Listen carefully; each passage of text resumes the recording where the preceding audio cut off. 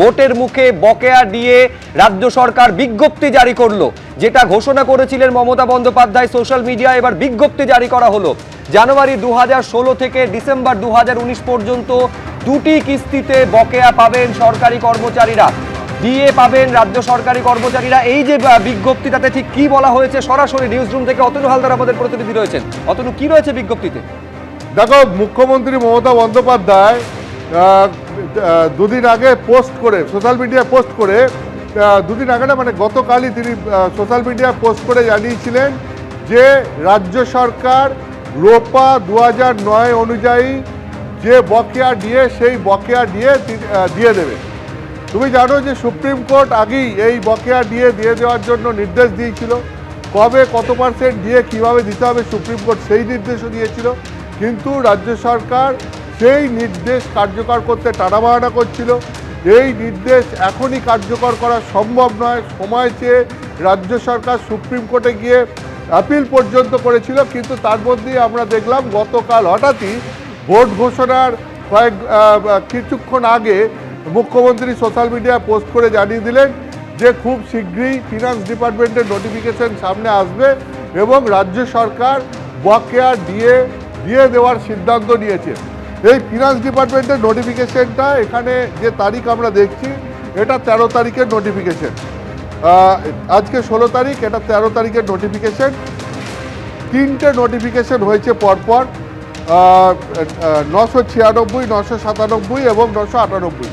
তিনটে নোটিফিকেশন। এই তিনটে নোটিফিকেশনের সারমর্মটা কী আমি তোমাকে আগে বলি, তারপর সুপ্রিম কোর্টের জাজমেন্ট কী ছিল আর নোটিফিকেশন নিয়ে কী রয়েছে সেটা বলবো। প্রথম কথা হচ্ছে যে রাজ্য সরকার সুপ্রিম কোর্টের নির্দেশ মেনে সেই মতো দিচ্ছে এবং সেখানে যেটা বলা হচ্ছে যে এই যে রোপা 2009, এই টাইম পিরিয়ডটা হচ্ছে কবে থেকে কবে? এই টাইম পিরিয়ডটা হচ্ছে 2008-এর এপ্রিল মাস থেকে 2019-এর ডিসেম্বর মাস পর্যন্ত। এইটা হচ্ছে গিয়ে এই টাইম পিরিয়ড। এই সময়ে যে বকেয়া দিয়ে, সেটা কারা পাবেন? যারা এই সময়ে চাকরি করেছেন তারা পাবেন, যারা অবসর নিয়েছেন তারা পাবেন, সরকারি কর্মচারীরা পাবেন, পঞ্চায়েত, পুরসভা, স্কুল তাদের কর্মচারীরা এবং একই সঙ্গে অবসরপ্রাপ্ত কর্মীরাও পাবেন। এই যে টাইম পিরিয়ডটাকে রাজ্য সরকার তার নোটিফিকেশনে দুটো ভাগে ভাগ করেছে। একটা ভাগ কী ভাগ করেছে? একটা হচ্ছে জানুয়ারি 2016 থেকে ডিসেম্বর 2019, এইটা একটা ভাগ করেছে। এটা পুরো 4 বছর হচ্ছে, যে এই 4 বছরের ডিএটা দুটো বকেয়া দিয়ে দুটো ইনস্টলমেন্টে দেওয়া হবে। এই দুটো ইনস্টলমেন্ট কবে কবে দেওয়া হবে? একটা মার্চে দেওয়া হবে আর একটা ইনস্টলমেন্ট দেওয়া হবে সেপ্টেম্বরে। এইভাবে দুটো ভাগে এই ইনস্টলমেন্টে এই টাকাটা দেওয়া হবে। এরপরে বাকি রইল কি তাহলে? 2008-এর এপ্রিল থেকে 2015 ডিসেম্বর, এই যে পিরিয়ডটা, এইটা তার নোটিফিকেশনে বলা হচ্ছে যে সুপ্রিম কোর্ট যে কমিটি তৈরি করে দিয়েছে, সেই কমিটির সঙ্গে আলোচনা করে এই ডিএর টাকাটা কবে, কত ধাপে, কিভাবে দেওয়া হবে সেটা ঠিক করা হবে। এটা গেল একটা দিক। এবার আমি তোমাকে দ্বিতীয় দিকে আসি। সেটা কি? যে এই টাকাটা কে কিভাবে পাবেন?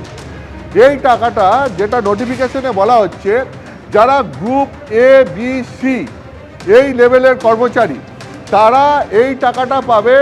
তাদের যে প্রভিডেন্ট ফান্ড রয়েছে, জেনারেল প্রভিডেন্ট ফান্ডে, সেই জেনারেল প্রভিডেন্ট ফান্ডেই টাকাটা জমা পড়বে এবং এই জেনারেল প্রভিডেন্ট ফান্ড থেকে 2 বছরের মধ্যে এই টাকাটা তোলা যাবে না। 2 বছর পর এই টাকাটা জেনারেল প্রভিডেন্ট ফান্ড থেকে তোলা যাবে। এটা হচ্ছে গ্রুপ এ, বি, সি কর্মীদের জন্য। আর গ্রুপ ডি কর্মীদের ক্ষেত্রে কী হবে? তাদের ক্ষেত্রে এই টাকাটা সরাসরি তাদের অ্যাকাউন্টে গিয়ে পড়বে। ঠিক একইভাবে যারা পেনশনার, যারা পেনশনভোগী, তাদের ক্ষেত্রেও এই টাকা সরাসরি গিয়ে অ্যাকাউন্টে পড়বে। এখন আমি তোমাকে বলছি, গোটা বিষয়টার মধ্যে দুটো দিক রয়েছে। দুটো দিক রয়েছে কি? রাজ্য সরকারের তরফ থেকে একটা ব্যাখ্যা দেওয়া হচ্ছে যে এই যে হিসেবটা রাজ্য সরকার জানাচ্ছে যে তাদের কাছে রেডি হিসেব রয়েছে বা হিসেব করতে সুবিধা হচ্ছে 2016-র জানুয়ারি থেকে 2019-এর ডিসেম্বর পর্যন্ত। এবার বাকি পুরনো হিসেবগুলো, সেগুলো এখনও রেডি নেই।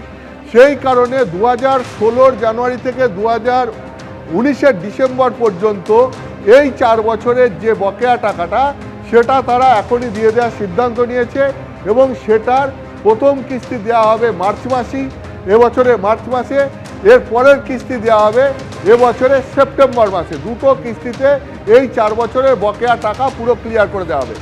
কিন্তু এরপরে যে টাকাটা বাকি থাকবে, অর্থাৎ 2008-এর এপ্রিল থেকে 2015-র ডিসেম্বর পর্যন্ত, এই যে 7 বছর 9 মাসের টাকাটা যেটা বাকি থাকবে বকেয়া দিয়ে, সেইটা সুপ্রিম কোর্টের গঠন করে দেওয়া কমিটির সঙ্গে আলোচনা করে ঠিক হবে এবং তারপর হিসেবপত্র করে ঠিক হবে কে কত টাকা পাবেন এবং সেই মতো ঠিক হবে যে কত ধাপে কবে কবে কি কি পরিমাণে এই টাকাটা দেওয়া হবে এবং সেটা সেই অনুযায়ী ভবিষ্যতে জানানো হবে। এইটা তো গেল একটা দিক। আর তার সঙ্গে আমি তোমাকে যেটা বলছিলাম যে যারা গ্রুপ এ বি সি কর্মী তারা এই টাকাটা পাবেন তাদের জেনারেল প্রভিডেন্ট ফান্ডে এবং 2 বছর তারা পরে তারা এই টাকাটা তুলতে পারবেন। যদি কেউ অবসর নেন তাহলে পরেই একমাত্র তারা এখন টাকাটা তুলতে পারবেন। আর যারা গ্রুপ ডি কর্মী তাদের অ্যাকাউন্টে টাকাটা পড়বে, আর যারা পেনশনার তাদেরও ব্যাংক অ্যাকাউন্টে এই টাকাটা পড়বে। ফলে পুরো এইটা গেল একটা ব্যাপার। আর সুপ্রিম কোর্টের রায় যেটা ছিল যে 25% টাকা ইমিডিয়েটলি দিয়ে দিতে হবে, বাকি 75% টাকা সুপ্রিম কোর্টের গঠন করে দেওয়া কমিটির সঙ্গে আলোচনা করে ঠিক করতে হবে যে কোন পর্যায়ে কত টাকা কবে কিভাবে দেওয়া হবে। এখন এই ক্ষেত্রে যেটা দেখা যাচ্ছে যে রাজ্য সরকার যে নোটিফিকেশন জারি করেছে সেটা একটু অন্যরকম। এক্ষেত্রে রাজ্য সরকারের ব্যাখ্যা হচ্ছে যে সুপ্রিম কোর্টের যে অর্ডার তার যে স্পিরিট সেইটাকে ধরে তারা এই টাকাটা দেওয়ার বন্দোবস্ত করেছেন এবং এই 4 বছরের যে টাকাটা সেই টাকাটা ওই 25% বেশি টাকা হিসাবে এটাকে ধরে নিতে হবে। হিসেব করলে এরকমটাই আসবে, এরকম রাজ্য সরকারের একটা সূত্র থেকে দাবি করা হচ্ছে। এখন এইটা এর পাশাপাশি আর একটা দ্বিতীয় প্রশ্ন কি, সেটা হচ্ছে যে টাকাটা এখনই গ্রুপ এ বি সি যারা কর্মচারী রয়েছেন তারা কিন্তু কেউ হাতে পাবেন না, তাদের জেনারেল প্রভিডেন্ট ফান্ডে টাকাটা পড়বে, তারপর 2 বছর পরে তারা টাকাটা সেখান থেকে তুলতে পারবেন।